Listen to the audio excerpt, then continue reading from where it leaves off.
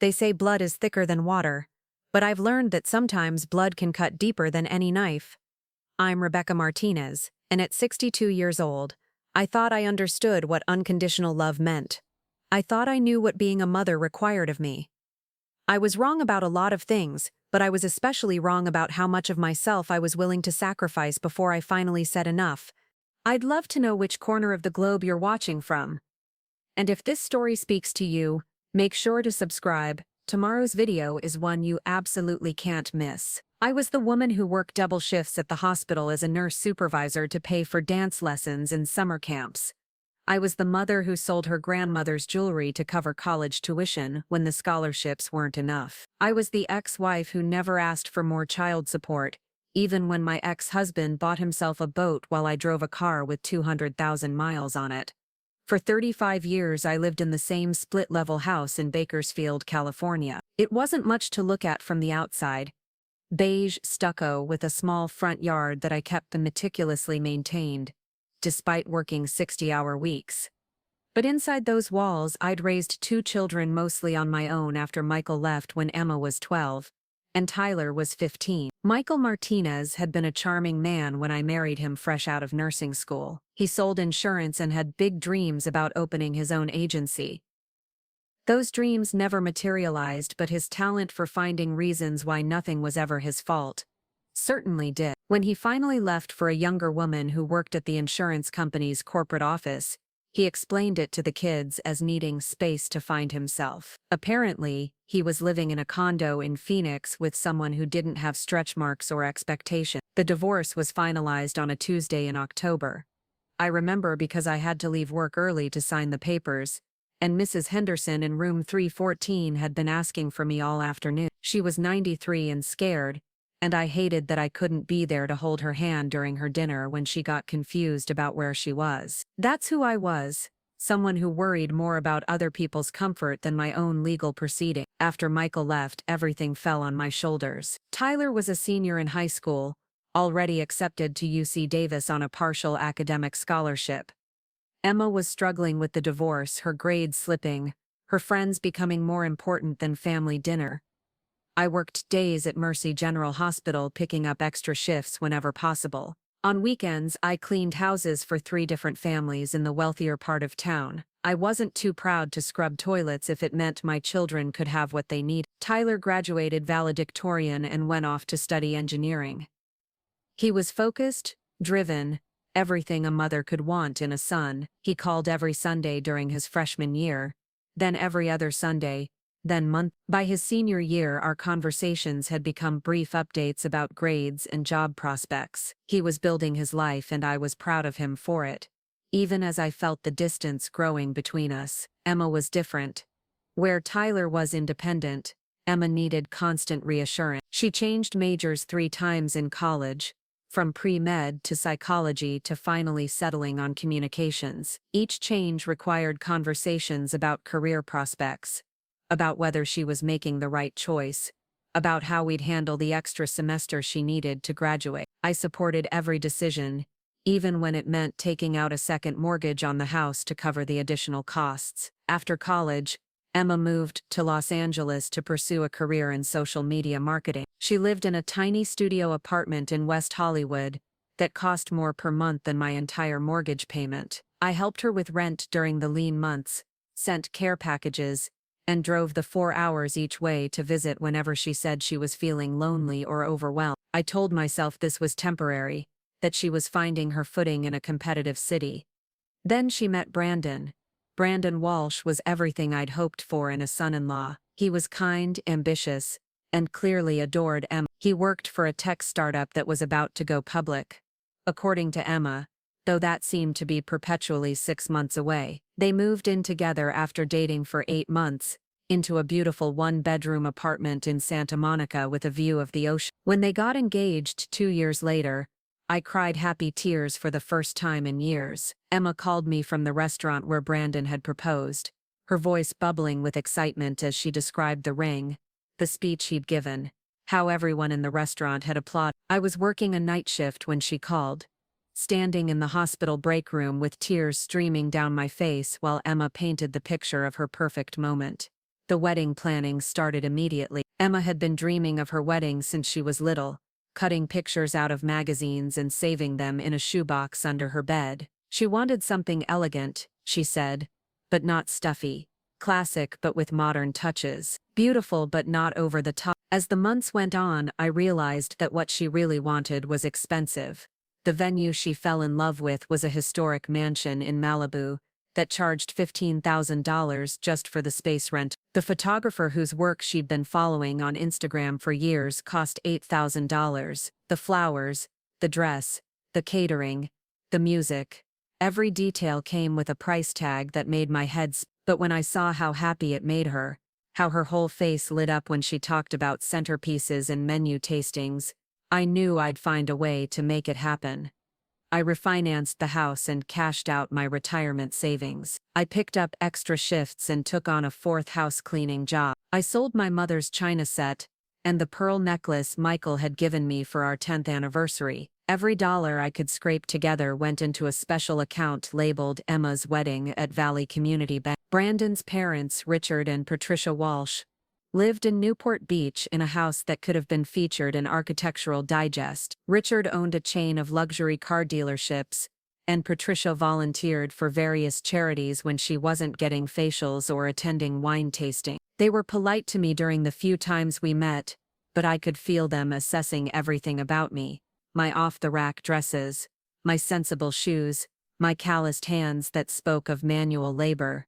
At the engagement party they hosted at their country club, I felt like an exhibit in a museum. Patricia introduced me to their friends as Emma's mother, the nurse, with a smile that didn't reach her eyes. When someone asked what I thought of the young couple, Patricia smoothly redirected the conversation to Brandon's recent promotion and their upcoming trip to Tuscany. I spent most of that evening standing near the shrimp cocktail table, making polite conversation with whoever wandered over, while Emma flitted between groups of Brandon's family friends like she'd been born to that world. The wedding planning meetings became a source of stress I hadn't anticipated. Patricia had opinions about everything, from the color scheme to the timing of the ceremony. She suggested that some traditions might be too ethnic for their family's taste. When Emma mentioned wanting to include a few Mexican elements to honor my heritage, she questioned whether certain relatives of mine would fit in with their guest list. Each suggestion was delivered with a smile and couched in language about wanting the best for the happy couple, but the message was clear. Emma began asking me fewer questions about my opinions and more questions about my budget. Could I cover the upgraded floral package? Would I be able to handle the additional cost for the premium bar service? The dress she'd originally chosen was beautiful, but she'd found another one that was perfect and only $3,000 more. Each request came with explanations about how important it was to her, how this was her one special day, how she'd never ask for anything else. I said yes to everything. I worked extra shifts until my feet were so swollen I could barely fit into my shoes. I ate peanut butter sandwiches for dinner most nights, and shopped exclusively at thrift stores. My contribution to Emma's wedding fund grew to $45,000, money that represented every sacrifice I'd made, every hour I'd worked beyond exhaustion, every luxury I'd denied myself. Tyler flew in from Denver, where he was working as a software engineer for a major corporation, for the final dress fitting and rehearsal dinner planning session. It was the first time I'd seen him in 8 months, and I was struck by how much he'd changed. He wore expensive suits now and carried himself with the confidence of someone who'd never worried about making rent. When Emma showed him pictures of the venue and rattled off details about the menu, he nodded approvingly and mentioned that his girlfriend Sarah would be excited to attend such an elegant affair. The rehearsal dinner was set for the night before the wedding at an upscale Italian restaurant in Beverly Hills. The wedding itself would be on a Saturday in June at the Malibu mansion, followed by a reception that would run until midnight. Emma had hired a band, planned elaborate centerpieces, and arranged for a videographer to capture every moment. She'd even bought special hangers for the bridal party dresses and monogrammed robes for getting ready in the morning. 3 weeks before the wedding, I received a call from Emma while I was restocking supplies in the cardiac unit. She sounded stressed, which had become her default state as the wedding approached. She wanted to go over the final head count and discuss the seating chart. Patricia had some concerns about the placement of certain guests, and there were a few last-minute changes that needed to be addressed. I took my break and called her back from the parking lot, sitting in my car with the air conditioning running against the Central Valley heat. Emma's voice was tight with anxiety as she explained that Brandon's family had strong feelings about maintaining the intimate nature of the ceremony. They'd been hoping to keep the guest list smaller, more refined. Some of the people on our side might not fully appreciate the sophisticated atmosphere they were trying to create. Something cold settled in my stomach as she talked, though I couldn't yet name what it was. I assured her that whatever she needed was fine with me, that this was her day, and I wanted her to be happy. She seemed relieved and quickly moved on to discussing the timeline for the morning of the wedding, and what time I should arrive at the venue to help her get ready. I hung up the phone and sat in the parking lot for a long time, watching other hospital employees come and go. Somewhere in the back of my mind, a small voice was trying to tell me something, but I wasn't ready to listen yet. I was too invested in the story I'd been telling myself about unconditional love and supporting my daughter's dreams to hear what that voice was saying. I had no idea that in 2.5 weeks, everything I thought I knew about my place in my daughter's life would be shattered by an email that would arrive on an ordinary Wednesday morning while I was drinking coffee and planning my day off around wedding preparation. Wednesday morning arrived with the kind of bright California sunshine that made everything look deceptively perfect. I had requested the day off specifically to handle last-minute wedding preparations, picking up my dress from alteration, buying new shoes that wouldn't kill my feet during the long ceremony, and creating the photo albums I'd promised to bring as table centerpieces featuring pictures of Emma and Brandon through the year. A lot of love and effort went into bringing this story to life. If you're enjoying it, we'd be so grateful if you'd subscribe to our channel. Now back to where we left off. I was sitting at my kitchen table in my favorite oversized coffee mug, the one Emma had given me for Mother's Day 3 years ago with "World's Best Mom" painted in fading letters. When my laptop chimed with a new email notification, the morning light streamed through the kitchen window, illuminating the dust motes dancing in the air and highlighting the stack of wedding-related papers that had taken over my usually tidy table. Emma's name appeared in my inbox, and I smiled automatically. She'd been sending me daily updates about wedding preparations, from photos of the final flower arrangements to excited messages about how perfect the weather forecast looked. I clicked on the email, expecting another enthusiastic update about some detail she'd perfected or a reminder about what time to arrive at the venue. The subject line read, "Important update about Saturday." "Hi, Mom," the email began, and immediately I knew something was wrong. Emma always started her messages with "Hey Mama" or "Hi Mommy," terms of endearment we'd used since she was small. The formal "Mom" felt like a door closing. "I know this is last minute and I'm really sorry about that, but Brandon and I have had to make some difficult decisions about the wedding ceremony. After long discussions with his family and the wedding planner, we've realized that the intimate nature of the event we're trying to create requires a smaller guest list than we originally planned." My coffee grew cold as I read, the mug forgotten in my hands. The words seemed to swim on the screen, and I had to read the next paragraph twice before it registered. "The ceremony itself will be limited to immediate family and the wedding party only. We've set up a beautiful live stream option for extended family and friends, and honestly, the video quality is going to be amazing. You'll probably have a better view than some of the people actually there. The reception will be larger, of course, and we're so excited to celebrate with everyone then." I set my coffee cup down with shaking hands, the ceramic making a sharp clink against the wooden table. There had to be more. There had to be an explanation that made sense. Some detail I was missing that would clarify why Her mother, the woman who had contributed more than anyone else to making this day possible, was being relegated to watching her daughter get married through a computer screen. "I know you'll understand how important it is to Brandon's family that we respect their traditions around intimate ceremonies. They've been so generous in welcoming me into their family, and this gesture means a lot to them. Plus, you know how you hate crowds and standing for long periods. This way you can watch from the comfort of home." My breath caught in my throat.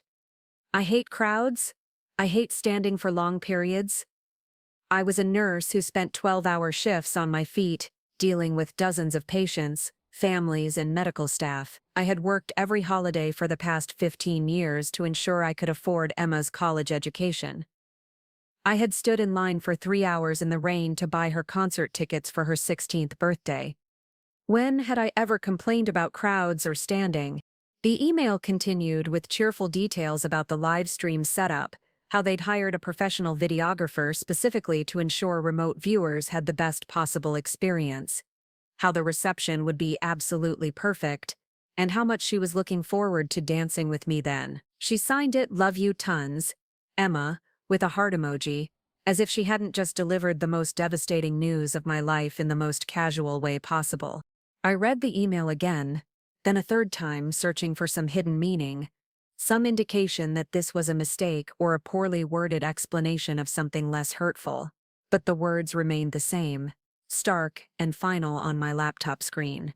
I stood up abruptly, my chair scraping against the linoleum floor, and began pacing around my small kitchen. The morning light that had seemed so cheerful minutes earlier now felt harsh and unforgiving, exposing every worn corner of my home, every sacrifice I'd made visible in the dated appliances and patched furniture that I'd never replaced because Emma's needs always came first. My phone sat on the counter, and I reached for it to call her immediately, to demand an explanation, to hear her voice tell me this was all a misunderstanding. But something stopped me. The tone of the email, the careful wording, the preemptive explanations. This wasn't a spontaneous decision. This had been planned, discussed, crafty to deliver maximum impact with minimum opportunity for negotiation. Instead, I walked to my bedroom and pulled out the folder where I kept all my wedding-related papers. Bank statements showing the gradual depletion of my savings account. Receipts for money transfers to various vendors. A printed email from Emma thanking me for the generous contribution that was making her dream wedding possible. The numbers stared back at me, $45,000. Nearly my entire life savings accumulated through decades of careful budgeting, overtime hours, and denying myself even small luxury. I had paid for a wedding I was now not invited to attend. The realization hit me like a physical blow, leaving me breathless and unsteady. I sat heavily on my bed, still holding the folder, and tried to process what had just happened. This wasn't about tradition or intimacy, or giving me a better viewing experience. This was about shame. Brandon's family was ashamed of me, and Emma was choosing them over me. My mind raced through recent conversations, looking for signs I had missed. Patricia's subtle comments about certain elements not fitting the sophisticated atmosphere they wanted to create.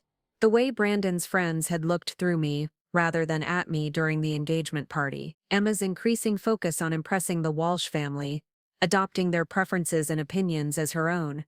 I thought about the dress hanging in my closet, a navy blue silk dress I'd bought specifically for the wedding. I'd saved for 3 months to afford it, forgoing my usual thrift store finds because I wanted to look appropriate for the elegant affair Emma had planned. I'd even bought new shoes and had my hair styled at an actual salon instead of cutting it myself in the bathroom mirror as I'd done for years. All of it was now pointless. I was not invited to my own daughter's wedding. My phone buzzed with a text message from Tyler. "Did Emma tell you about the ceremony change? Kind of weird. But the reception should be fun." So he knew. He knew and was attending while I would be watching from my kitchen table. Another text arrived. This one from Emma. "Did you see my email? Let me know if you have any questions about the live stream setup. Love you." Questions about the live stream setup. As if my primary concern would be the technical aspects of watching my daughter get married through a computer screen. As if the devastating content of her message was a minor detail to be handled with troubleshooting tips. I set the phone aside without responding, and returned to the kitchen where my laptop still displayed Emma's email. I scrolled through my inbox and found dozens of messages from her over the past months. Updates about flowers, requests for additional funding, photos of dress fittings and venue tours. In every single one, she had referred to our wedding day, and "when you're there, and I can't wait for you to see." Had she already known then that I wouldn't be attending? Had all of those messages been lies? The house felt suffocating suddenly, too small and too quiet. I needed air, space, somewhere to think clearly about what this meant and what I was going to do about it. I grabbed my keys and purse and drove aimlessly through Bakersfield, past the neighborhoods where I'd cleaned houses to pay for Emma's college, past the hospital where I'd worked countless extra shifts to fund her dreams, past the bank where I'd systematically emptied my accounts to give her the wedding she wanted. I found myself in the parking lot of a coffee shop I'd never been to before, sitting in my car with the engine running and the air conditioning blasting.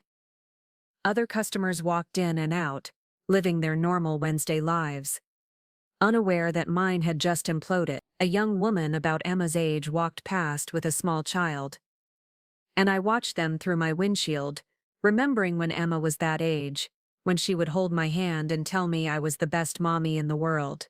When has that changed? When did I become someone to be managed and handled rather than loved and included? When did my value become purely financial, my presence something to be tolerated rather than celebrated? My phone rang, startling me from my thoughts. Emma's name flashed on the screen, and for a moment I considered answering, letting her explain, giving her the chance to make this right. But I knew from the tone of her email that this wasn't a mistake or a misunderstanding. This was a calculated decision, and answering the phone would only result in more careful explanations designed to make me accept what was unacceptable. I declined the call and sat in the parking lot for another hour, watching the world continue around me while mine stood completely still. Eventually, I drove home to my empty house and the wedding folder that now represented the biggest financial and emotional mistake of my life. The email was still open on my laptop, Emma's cheerful words mocking me from the screen. For the first time in my adult life, I had no idea what to do next, but I knew with absolute certainty that something fundamental had just shifted inside me, something that could never be shifted back. Thursday morning, I woke up with a clarity I hadn't felt in decades. The fog of confusion and hurt from the previous day had lifted, replaced by something harder and more focused. I made my coffee in silence, the familiar routine feeling different somehow, like I was performing it as a new person entirely. My phone showed 17 missed calls from Emma and 9 text messages, ranging from concerned to frustrated. I scrolled through them while sipping my coffee, noting the progression from "Mom, please call me back, I want to make sure you understand," to "This is ridiculous. Why aren't you answering?" The shift in tone told me everything I needed to know about her priorities. I set the phone aside without responding and opened my laptop. I had work to do. First, I logged into my online banking and reviewed every transaction related to Emma's wedding. $45,000 transferred over the past 18 months. Money for the venue deposit, the catering, the flowers, the photographer, the dress, the band. Each payment had been accompanied by Emma's grateful thanks and assurances about how perfect everything was going to be, how special it would be to share this day with me. I opened a new document and began listing every vendor, every payment, every detail I could remember about the financial commitments I'd made. Then I started making phone calls. The first call was to Elegant Affairs, the wedding planning company coordinating the event. A cheerful receptionist named Madison answered, and I could hear the sounds of a busy office in the background, phones ringing, people discussing flower arrangements and seating charts. "Hi, this is Rebecca Martinez, mother of the bride for the Walsh-Martinez wedding this Saturday. I need to speak with someone about payment arrangements." "Oh, Mrs. Martinez, how exciting! Just 2 days away. Let me connect you with Jessica. She's been handling your daughter's event." Jessica came on the line with professional enthusiasm. "Mrs. Martinez, wonderful to hear from you. Emma mentioned you might be calling about final details. Everything is coming together beautifully.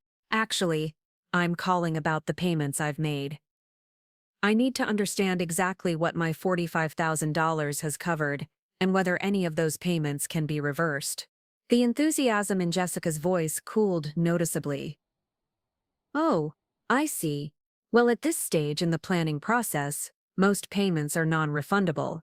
The vendors have already purchased flowers, prepared food, and reserved equipment. Is there some kind of problem?" The problem is that I've just learned I'm not invited to attend the ceremony I've been paying for. I'll be watching my daughter get married through a computer screen while sitting in my kitchen. There was a long pause. I'm sorry, there must be some misunderstanding. You're listed as the mother of the bride on all our paperwork. Apparently, I'm the mother of the bride who pays but doesn't attend. I'm wondering if any vendors might be willing to make adjustments given this unusual situation. Jessica's tone became carefully neutral. I would need to speak with Emma and Brandon about any changes to the arrangements. All contracts are in their names. Even though I understand you've been contributing financially. Of course they are. Thank you for your time, Jessica. I hung up and continued down my list.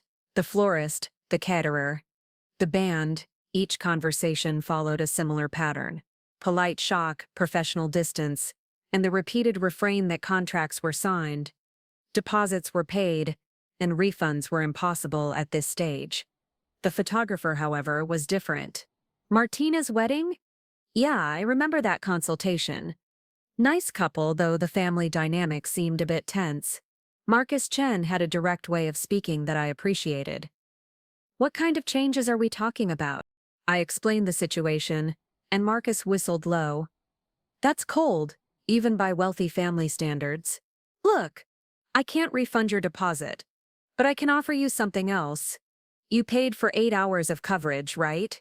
What if I documented your day instead? My day? Your real wedding day. Whatever you decide to do with it. Could be you getting a makeover and going out to dinner. Could be you throwing your own party. Could be you taking a trip. Life's too short to let people treat you like a checkbook with feelings. It was the first genuinely kind response I'd received, and I found myself smiling for the first time in 2 days. That's very generous of you, Marcus. Hey, I've got a teenage daughter. If she ever treats her mother the way your daughter is treating you, I hope someone offers to document the moment her mom decides to put herself first. After I hung up, I sat at my kitchen table and stared at the wedding planning folder that had consumed my life for months. Spreadsheets tracking payments, vendor contracts, color swatches, and menu selections for an event I would not attend. It felt surreal, like evidence of someone else's life. My phone rang again. This time it was Tyler. Mom, what the hell is going on? Emma called me crying, saying you're trying to sabotage her wedding. Hello to you too, Tyler. She says you're calling vendors and trying to cancel things. 2 days before the wedding. Are you having some kind of breakdown? I took a deep breath, choosing my words carefully.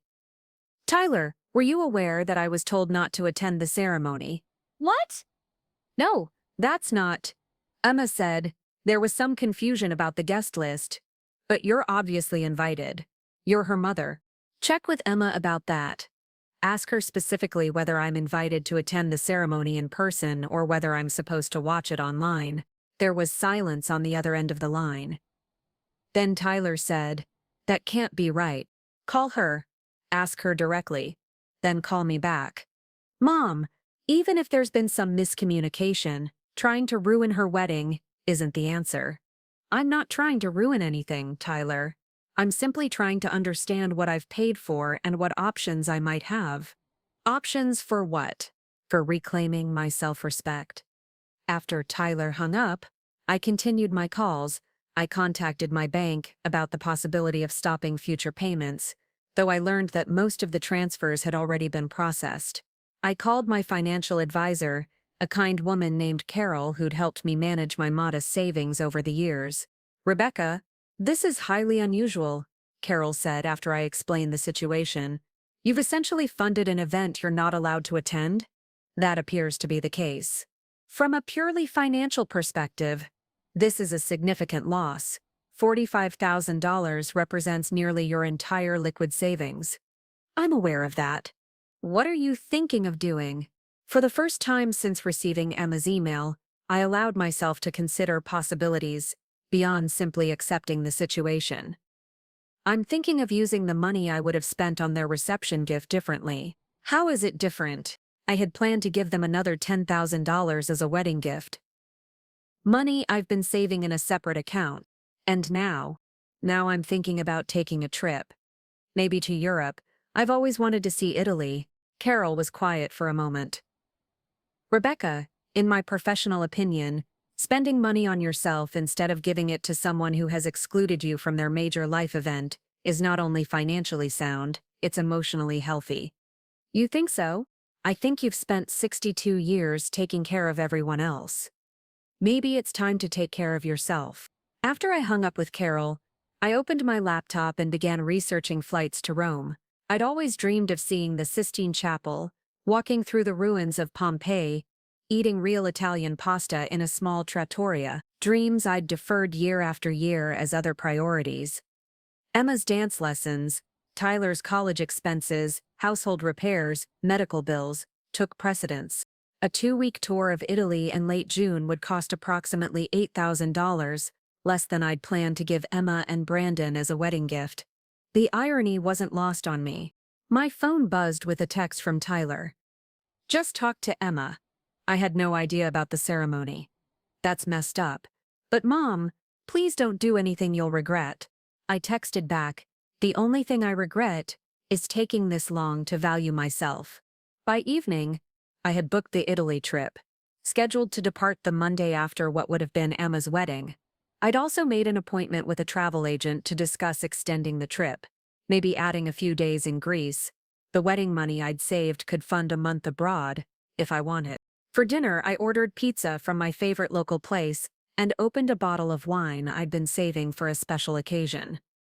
This qualified. I sat on my back patio as the sun set, eating pizza straight from the box and drinking wine from my good crystal glasses, the ones I usually saved for holidays and special guests. My phone rang constantly throughout the evening. Emma, Tyler, even a number I didn't recognize that was probably Brandon.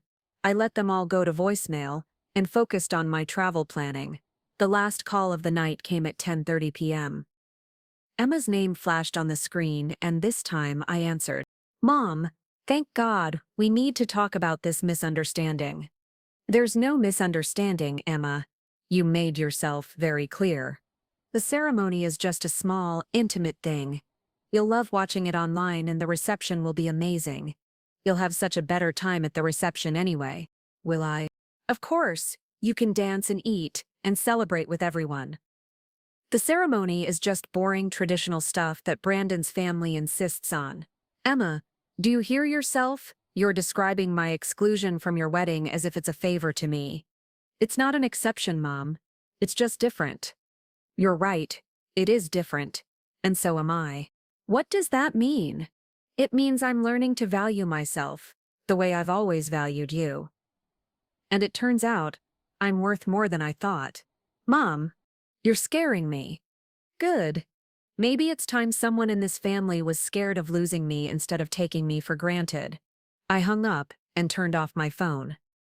Tomorrow would bring more drama, more attempts to manipulate me back into acceptance.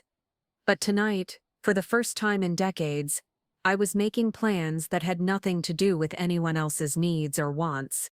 Tonight, I was planning a life that put me first. Friday morning arrived with an urgency I hadn't anticipated. My phone had been buzzing since 6 a.m. with calls from numbers I didn't recognize, and when I finally turned it on, I discovered that Emma had enlisted reinforcements. My voicemail was full of messages from her college friends, former coworkers, even my next-door neighbor Mrs. Chen, who somehow had gotten pulled into this drama. The first call I answered was from Sarah, Tyler's girlfriend, who I'd met only twice, but who apparently felt qualified to mediate family disputes. Mrs. Martinez, I hope you don't mind me calling. Tyler gave me your number because he's so worried about you. I'm fine, Sarah. Thank you for your concern. The thing is, and please don't take this the wrong way, but sometimes when we're hurt, we make decisions that we might regret later. Emma is just devastated that you're upset about the ceremony arrangements. I marveled at how quickly the narrative had shifted. Yesterday, Emma had been cheerfully informing me about Livestream arrangements. Now I was the unreasonable one, who was upset about ceremony arrangements. Sarah, are you aware of what those arrangements actually are? Well, Tyler explained that there was some confusion about the guest list, but weddings are complicated, and sometimes compromises have to be made. The compromise being that I pay for a wedding I'm not allowed to attend. There was a pause. I'm sure that's not how Emma sees it. I'm sure it isn't. After I hung up, I made myself breakfast and tried to focus on my own plans. I had a hair appointment at 2 p.m., not for the wedding, but for my passport photo. I needed to renew my passport for the Italy trip, and I wanted to look like the new version of myself in the photo. At 9 a.m., my doorbell rang. Through the peephole, I saw Emma standing on my porch, still in her pajamas and flip-flops, her hair in a messy bun. She looked like she hadn't slept. "Mom, please, we need to talk." I opened the door but didn't invite her in. "What would you like to talk about, Emma? About how we fix this? About how we get past this misunderstanding and focus on celebrating my wedding? There's nothing to fix. You made your decision, and I made mine." "What decision? What are you talking about?" "I've decided to value myself, Emma. It's a new concept for me, but I'm learning." She pushed past me into the house, and I reluctantly closed the door behind her. "Mom, you're acting crazy. This isn't like you at all." "You're right. The old me would have accepted your explanation, swallowed my hurt, and quietly watched your wedding on a computer screen while pretending to be grateful for the privilege." "It's not like that." "Then explain to me what it is like. Explain to me how excluding your mother from your wedding ceremony while keeping her money is reasonable behavior." Emma collapsed onto my sofa, and for a moment she looked like the little girl who used to curl up there when she was sick. "Brandon's family has very specific ideas about how things should be done. His mother's family has been having weddings at that venue for 3 generations. And there are traditions." "Stop." I held up my hand. "Just stop. I've heard the explanations. Emma, what I haven't heard is why their traditions matter more than our relationship. It's not about matters anymore. It's about compromise." "What are you compromising, Emma? What are you giving up?" She stared at me, clearly struggling to find an answer. I'm giving up having you there in person." "No, you're not giving that up. You're choosing to give that up. There's a difference. Brandon's mother says—" "I don't care what Brandon's mother says." The words came out louder than I intended, and Emma jumped. "I care what my daughter says. I care whether my daughter thinks I'm worth standing up for." Emma's eyes filled with tears. "Of course you're worth standing up for. But this is my wedding. Mom, the most important day of my life. I can't have it ruined by family drama." "Family drama." I repeated the phrase slowly. "Is that what I am now? Drama?" "That's not what I meant." "What did you mean?" "I meant that Brandon's family is very traditional, and they don't understand our situation." "Our situation being what?" "Exactly." Emma looked down at her hands. "You know, you're a single mother, you work as a nurse, you don't have the same background they do." There it was. The truth is, I'd been dancing around for months.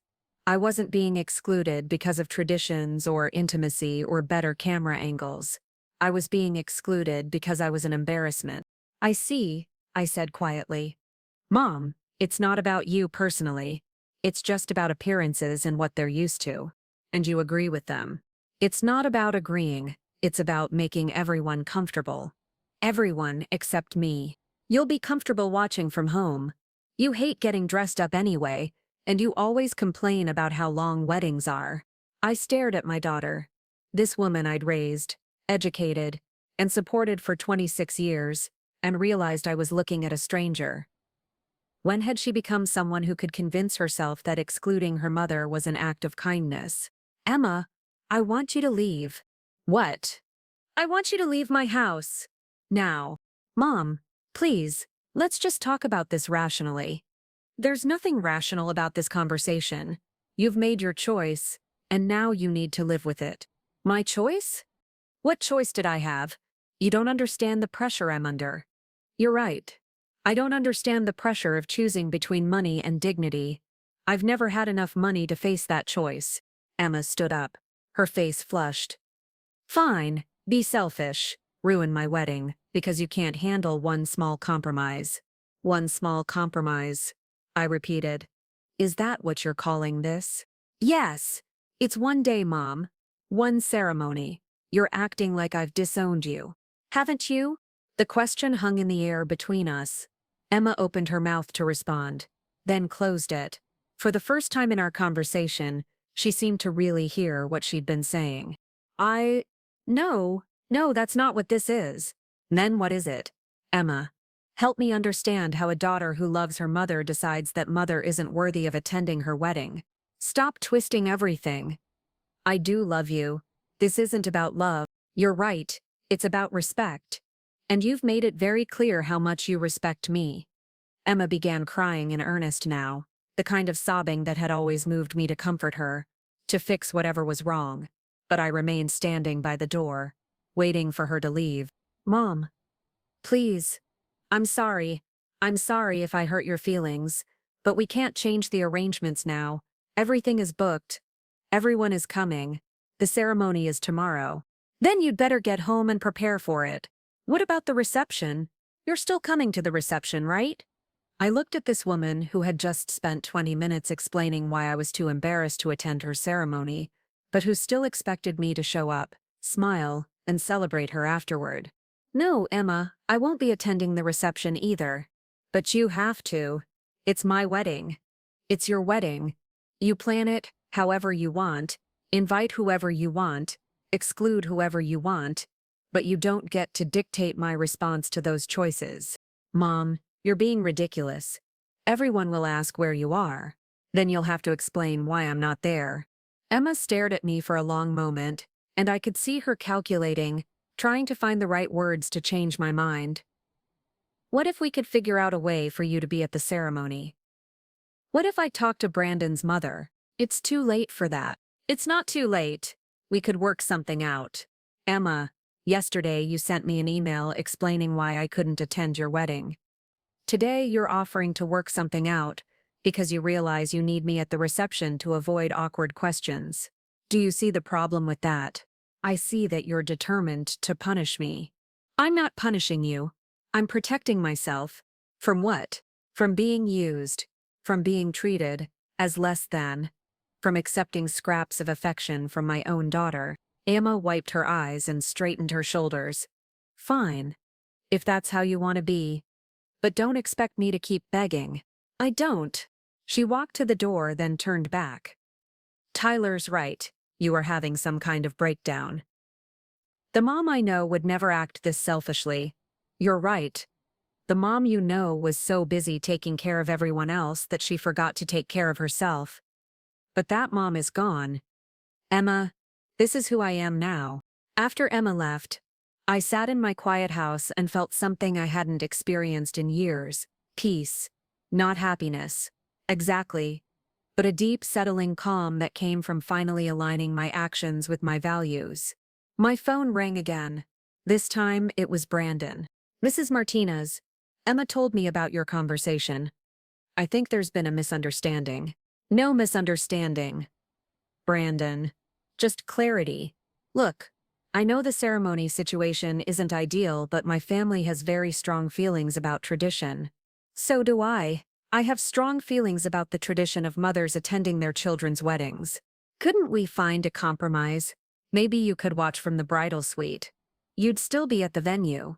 Even now, even after everything. They were trying to manage me into accepting less than I deserved. A compromise that put me in a room watching through a window like some kind of wedding ghost. Brandon, I've already found my compromise. I'm compromising by not expressing publicly what I really think about how your family treats people they consider beneath them. That's not fair. My parents are good people. I'm sure they are. To people they consider worthy of their respect. Mrs. Martinez, please. Emma is heartbroken. Can't we work something out? The time for working things out was before you sent that email. Now you'll have to live with the consequences. What consequences? The consequence of learning that treating people badly has a cost, even when those people love you. I hung up and turned off my phone. Tomorrow was Saturday.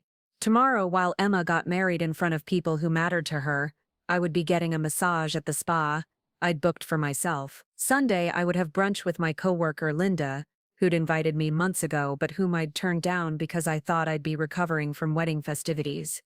And Monday, I would fly to Italy and begin the vacation I'd been dreaming of for 20 years. For the first time in my adult life, I had plans that had nothing to do with my children's needs or wants. The realization was both terrifying and exhilarating. Saturday arrived with a stillness that felt almost sacred. While my daughter was preparing for her wedding at the luxurious Malibu venue, I was sitting in my kitchen eating homemade pancakes and reading a travel guide about Tuscany. The irony wasn't lost on me. For the first time in months, I was having a peaceful morning while Emma was undoubtedly surrounded by chaos, last-minute preparations, and the kind of stress that comes with trying to orchestrate the perfect day. My phone had been silent since I'd turned it off the night before. I imagined the messages accumulating, frantic texts from Emma, concerned calls from Tyler, maybe even desperate voicemails from Brandon's family as they realized the mother of the bride was truly not coming. But their panic was no longer my emergency. At 10 a.m., I drove to Serenity Spa, a wellness center I'd been driving past for 3 years, but had never entered. I'd always told myself it was too expensive, too indulgent, not something practical people like me did with their money. Today I walked through the doors and announced that I had an appointment for their full-day luxury package. Mrs. Martinez, the receptionist smiled warmly. We're so excited to pamper you today. Are you celebrating something special? Yes, I said, surprising myself with the certainty in my voice. I'm celebrating myself. The next 6 hours were a revelation. I had never experienced a professional massage, never had a facial that lasted more than the quick cleansing I gave myself in the shower. I'd never sat in a eucalyptus steam room or had someone else wash and style my hair while I simply relaxed and enjoyed the experience. For decades, any money that might have gone toward such luxuries had been redirected toward Emma's dance costumes, Tyler's sports equipment, or later towards Emma's dreams and Brandon's ring. During the massage, I found myself crying, not from sadness, but from the overwhelming realization of how long it had been since someone had taken care of me. How long it had been since I'd allowed myself to be the recipient, rather than the giver. The massage therapist quietly handed me tissues and continued working, understanding without words that these weren't tears that needed to be stopped.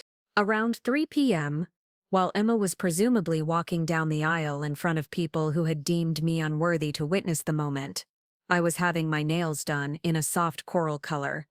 I'd chosen simply because I liked it. The nail technician, a young woman named Maria who reminded me of Emma at that age, chatted about her own plans to save money for nursing school.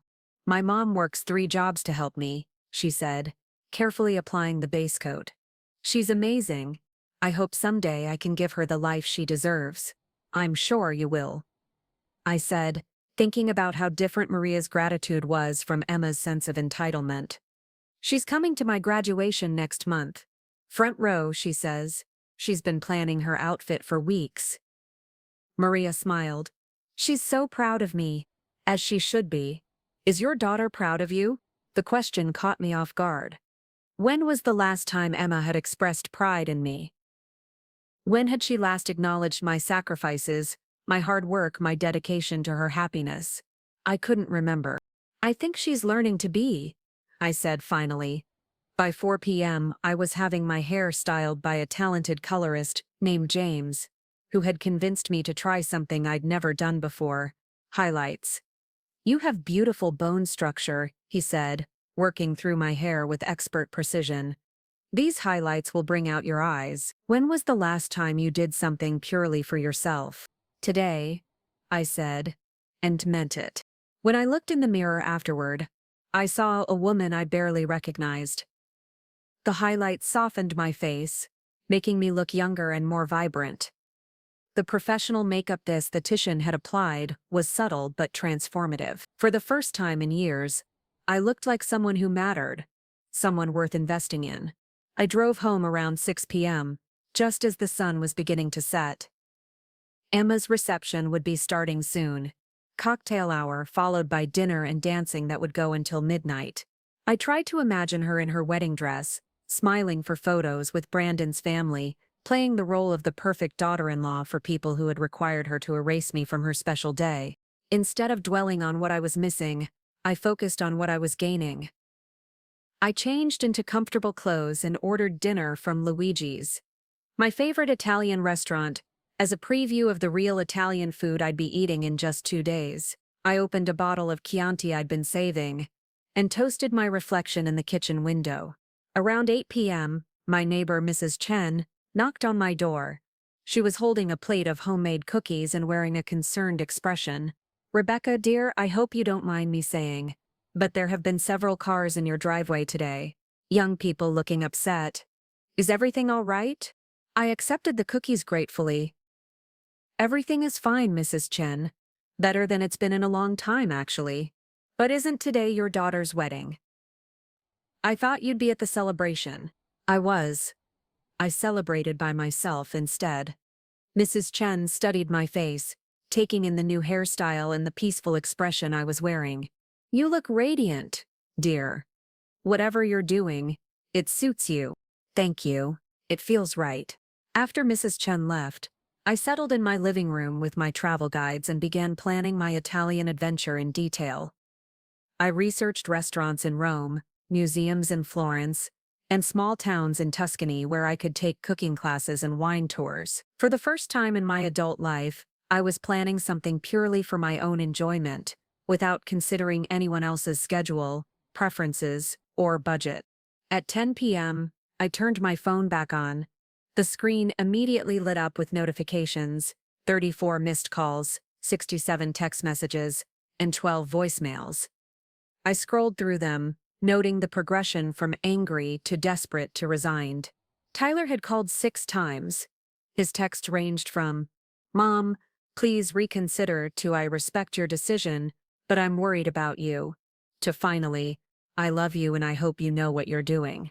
Emma had called repeatedly until about 4 p.m., then silence.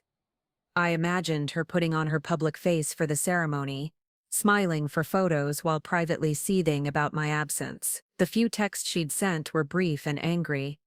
"I can't believe you're doing this. And everyone keeps asking where you are. And finally, I hope you're happy." The voicemails told a more complex story. Brandon had left 3 messages, his voice progressing from confident to pleading to defeated. Mrs. Martinez, "There's still time to work this out," became, "Please don't let this destroy Emma's day." And finally, I'm sorry we handled this wrong." But it was Tyler's final voicemail that moved me most. "Mom, I talked to Emma about everything that really happened. About the email, about being excluded from the ceremony, about how they've been treating you. I had no idea how bad it was. I'm ashamed that I didn't stand up for you earlier. You deserved better from all of us. I love you, and whatever you decide to do, I support you." I saved that message and deleted the rest. Around 11 p.m., as Emma's reception was winding down, I received one final text. It was from Emma. "Mom, I know you won't see this until later, but I need you to know that I realized today what I lost. Not just having you at my wedding, but having you in my life, the way you used to be." Brandon's mother made a comment during the reception about how some families just don't prioritize these events, and I finally understood what you were trying to tell me. I chose them over you, and I don't know how to fix that. I'm sorry it doesn't feel like enough. I read the message twice, then set my phone aside. Her apology was a beginning, but it wasn't an ending. Real change would require more than words and more than regret. It would require Emma to examine not just this decision, but the pattern of decisions that had led to this moment. Sunday morning, I woke up refreshed and excited for the first time in months.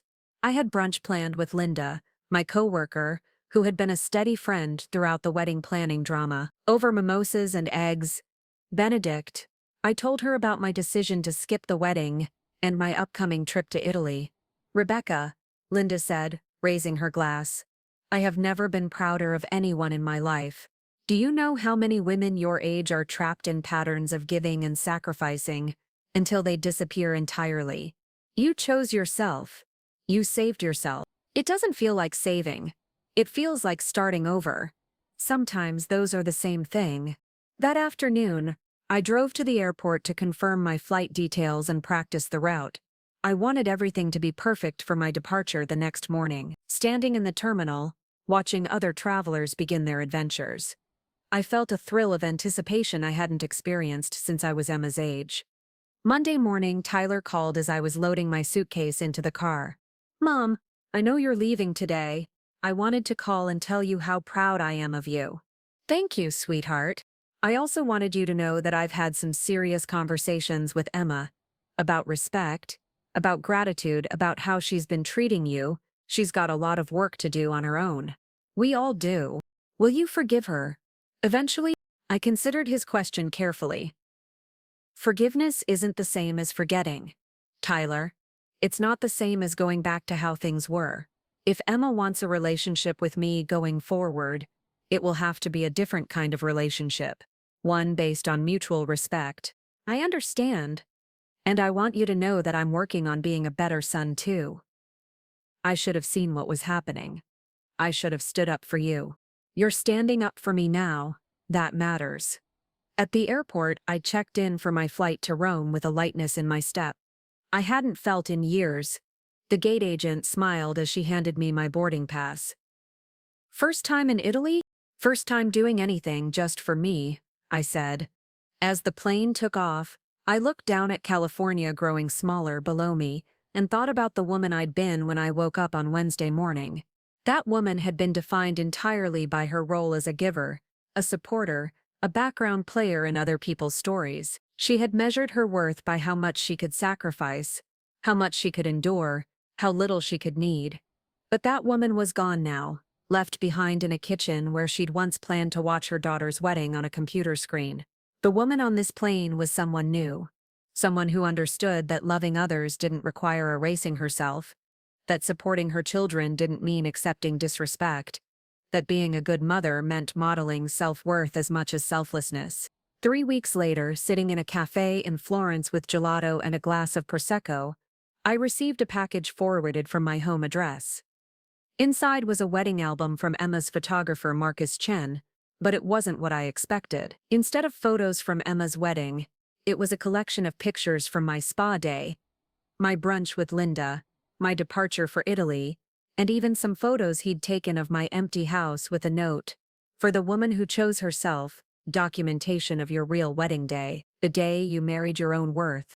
The final photo was one he'd somehow taken of me at the airport, boarding pass in hand, face turned toward the sky with an expression of pure joy. On the back, he'd written, "This is what freedom looks like." I called Tyler that evening from my hotel room overlooking the Arno River. "Mom, how's Italy?" "Tyler, I have never been happier in my life.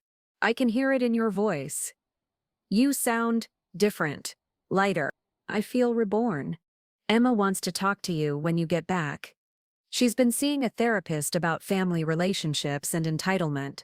She has a lot of work to do, but she's trying. When I'm ready, we'll talk. But Tyler, I want you to understand something. I will never again prioritize someone else's comfort over my own dignity. Not for Emma, not for anyone. If she wants a relationship with me, it will be as equal." I think she's beginning to understand that. Good, because the woman who used to accept whatever scraps of love people felt like giving her is gone. She's been replaced by someone who knows her worth. That night, I fell asleep to the sound of Italian voices drifting up from the street below, planning my next day's adventure to the Uffizi Gallery. For the first time in my adult life, my dreams were about my own future, my own possibilities, my own joy. I had finally learned that the most important person to love unconditionally was myself, and that love had set me free. Looking for more? We've got 2 amazing stories ready for you right on screen. If this one touched you, these are absolutely worth your time. Click to watch them now. And hey, subscribe and hit that bell to never miss our latest uploads.